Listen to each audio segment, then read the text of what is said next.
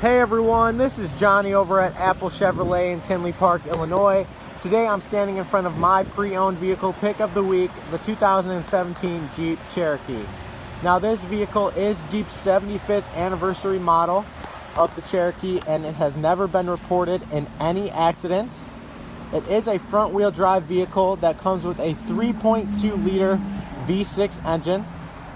This Jeep only has 12,978 miles on it, which is actually over 10,000 miles below market average.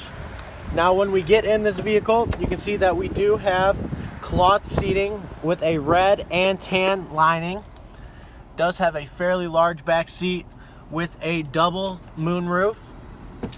When it comes to the front of the vehicle, we do have a touchscreen LCD monitor and our standard cruise control.